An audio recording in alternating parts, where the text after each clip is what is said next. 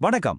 நாம பொதுவா அரசியல்ல பாக்குறது பேரணிகள், உணர்ச்சிகரமான பேச்சுகள், பெரிய பெரிய வாக்குறுதிகள். ஆனா ஒவ்வொரு தேர்தல் வெற்றிக்கு பின்னாலையும் பொதுமக்களோட கண்ணுக்கு தெரியாத ஒரு பெரிய அறிவியல் இருக்கு. தரவுகளையும் மக்களோட உண்மையான தேவைகளையும் வச்சு ஒரு வெற்றியை எப்படி ரொம்ப துல்லியமா வடிவமைக்கிறாங்கங்கிறத பத்தி தான் நாம இன்னைக்கு விரிவாக பார்க்க போறோம். நீங்க எப்போதாவது யோசிச்சு பார்த்திருக்கீங்களா? இந்த ஆரவாரமான கூட்டங்களையும் அனல் பறக்கும் பேச்சுகளையும் தாண்டி ஒரு அரசியல் வெற்றி நிஜத்துல எப்படி உருவாக்கப்படுது? இது வெறும் உணர்ச்சிகளை தூண்டுற கலை மட்டும் இல்ல, இது ஒரு அறிவியல். மக்களோட நாடி பிடிச்சு பார்த்து அவங்க தேவைகளை தரவுகளை வச்சு சரியா புரிஞ்சுக்கிட்டு அதுக்கேத்த மாதிரி ஒரு செயல் திட்டத்தை உருவாக்குற ஒரு நுட்பமான பொறியியல். இந்த முழு செயல்முறையையும் நாம ஒரு 5 படிநிலைகளா பிரிச்சு பார்க்கலாம். முதல்ல பேரணிகளுக்கு பின்னாடி இருக்கிற நிஜம் என்னன்னு பார்ப்போம். அதுக்கப்புறம் ஒரு தொகுதியை எப்படி எக்ஸ்ரே எடுத்து பார்க்கறதுன்னு தெரிஞ்சுக்கலாம். அடுத்ததா மக்களோட மனசுல என்ன இருக்குன்னு எப்படி வரைபடமாக்குறது, அதை தொடர்ந்து ஒரு சக்தி வாய்ந்த 4 முனை வியூகத்தை எப்படி வகுக்கிறது, கடைசியா வெற்றிகரமான ஆட்சிக்கான ஒரு தெளிவான வரைபடத்தை எப்படி உருவாக்குறது. வாங்க ஒவ்வொன்றையும் ஆழமா பார்க்கலாம். சரி, வாங்க ஆரம்பிக்கலாம். எந்த ஒரு வியூகத்தை உருவாக்குறதுக்கு முன்னாடியும் நாம கலை யதார்த்தங்களை புரிஞ்சுக்கணும். அந்த மக்கள் யாரு, அவங்க சூழல் என்னன்னு ஆழமா தெரிஞ்சுக்கணும். இதுக்காக தமிழ்நாட்டில் இருக்கிற முதுகுளத்தூர் தொகுதியை ஒரு ஆய்வுக்காக எடுத்துக்கலாம். இதுதான் முதுகுளத்தூர் தொகுதி. இங்க இருக்கிற பொருளாதாரம் இந்த மண்ணோட ரொம்ப ஆழமா பிணைக்கப்பட்டிருக்கு.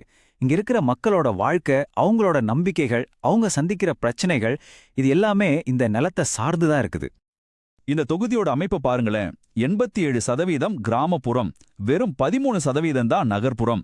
யோசிச்சு பாருங்க, 100க்கு 87 பேர் கிராமத்துல இருக்காங்கன்னா நாம இங்க வகுக்க போற எந்த அரசியல் திட்டமும் அவங்களோட வாழ்க்கையை மையமா வச்சுதான் இருக்கணும். இது நகரங்களுக்கான திட்டம் இல்ல, இது முழுக்க முழுக்க கிராமங்களுக்கானது.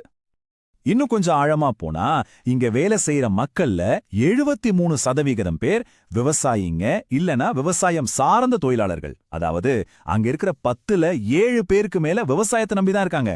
அவங்களோட ஒட்டுமொத்த வாழ்வாதாரமும் மழை, மண், அது சந்திக்கிற சவால்கள் இதையெல்லாம் சார்ந்துதான் இருக்கு. இப்போ கடந்த தேர்தல்களோட முடிவுகளை பார்க்கலாம். இந்த எண்கள் ஒரு கதை சொல்லுது. 2016ல ஜெயித்தவருக்கும் தோற்றவருக்கும் நடுவுல இருந்த வாக்கு வித்தியாசம் 2021ல இன்னும் அதிகமா இருக்கு. ஆனா அதே நேரத்துல மத்த கட்சிகளோட வாக்கு வங்கி வளர்ந்துருக்கு. இது என்ன காட்டுதுன்னா, இங்க போட்டி ரொம்ப கடுமையா இருக்கு, அரசியல் களம் மாறிக்கிட்டே இருக்கு, மக்களோட ஆதரவு யாருக்கும் நிரந்தரம் இல்ல. இந்த புள்ளி விவரங்கள் எல்லாம் கதையோட ஒரு பகுதிதான். இந்த எண்களுக்கு பின்னாடி இருக்கிற மக்களோட உணர்வுகளை நாம புரிஞ்சுக்கணும். அவங்களோட உண்மையான கவலைகள் என்ன, ஒரு வாக்காளரா அவங்களுக்கு எது உண்மையிலே முக்கியம்? வாங்க அதை கண்டுபிடிக்கிற முறைக்கு போகலாம். இதுக்கு நாம பயன்படுத்துற கருவிக்கு பேரு குறைகளின் வெப்ப வரைபடம், அதாவது கிரீவன்ஸ் ஹீட் மேப். இது ஒரு சாதாரண கருத்து கணிப்பு கிடையாது.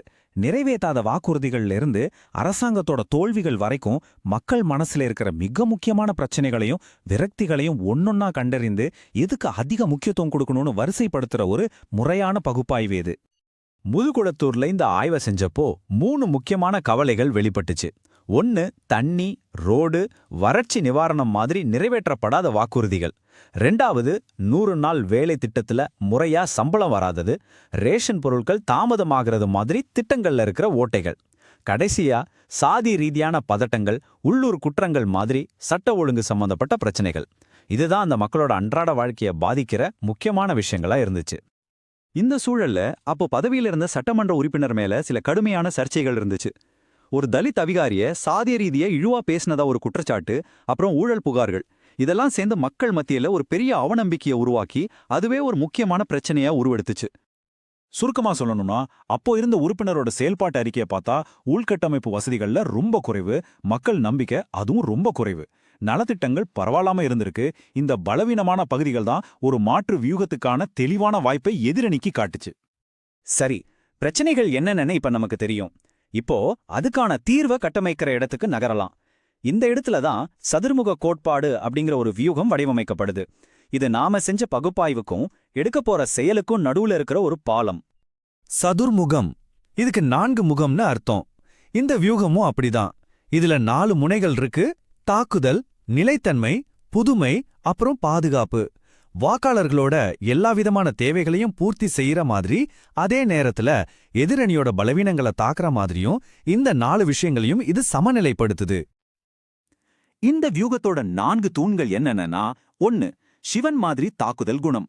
அதாவது எதிரணியோட ஊழல், நிறைவேற்றாத வாக்குறுதிகள் மேல கடுமையா தாக்குதல் தொடுக்கிறது. 2 விஷ்ணு மாதிரி நிலைத்தன்மை, சமூக நல்லிணக்கத்தையும் சட்டம் ஒழுங்கையும் உறுதி செய்யறது.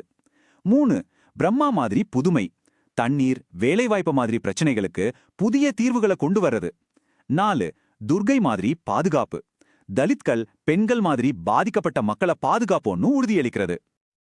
இது எப்படி களத்துல வேலை செய்யுதுன்னு ஒரு உதாரணம் பாருங்க. மக்களோட குறை என்ன? பதவியில இருந்த உறுப்பினர் ஒரு தலித் சமூகத்தை வர இழிவுபடுத்தியது. அந்த மக்கள் மத்தியில கோவத்தை உருவாக்குச்சு. நம்ம வியூகத்தோட பதில் என்ன? துர்கையோட அம்சமா தலித் மக்களுக்கு முழு பாதுகாப்பு வழங்கப்படும், வெறுப்பு பேச்சுக்கு எதிரா கடுமையான நடவடிக்கை எடுப்போம்னு ஆணித்தரமா உறுதியளிக்கிறது. பாத்தீங்களா, பிரச்சனைக்கு நேரடியான தீர்வு. நாம இப்போ கடைசி கட்டத்துக்கு வந்திருக்கோம். ஒரு தேர்தல்ல ஜெயிக்கிறத தாண்டி ஆட்சிக்கு வந்தா என்ன செய்ய போறோம்னு சொல்றது. வெறும் வார்த்தைகளா இல்லாம செயல்படுத்தக்கூடிய உறுதியான வாக்குறுதியா நம்ம வியூகத்தை மாத்துறது தான் இந்த கட்டம். இந்த முழு செயல்முறையோட இறுதி வெளிப்பாடு தான் இந்த வளர்ச்சி உறுதிமொழி பத்திரம். இது ஒரு சாதாரண தேர்தல் அறிக்கை இல்ல, இது அளவிடக்கூடிய வாக்குறுதிகளை கொண்ட ஒரு பொது ஒப்பந்தம். மக்களுக்கும் ஆட்சிக்கு வர்றவங்களுக்கும் நடுவுல ஒரு நேரடியான பொறுப்புணர்வை இது உருவாக்குது. இந்த உறுதிமொழி பத்திரத்துல இருந்த சில உதாரணங்களை பாருங்க. குடிநீர் திட்டம். இலக்கு, ஒரு வீட்டுக்கு தினமும் 90 லிட்டர் தண்ணீர். இதனால என்ன பலன்? நோய்கள் குறையும், பெண்கள் தண்ணீர் சுமக்கிற கஷ்டத்துல இருந்து விடுபடுவாங்க. திறன் மேம்பாட்டு மையம். இலக்கு, 5000 இளைஞர்களுக்கு பயிற்சி, 500 பேருக்கு வேலை.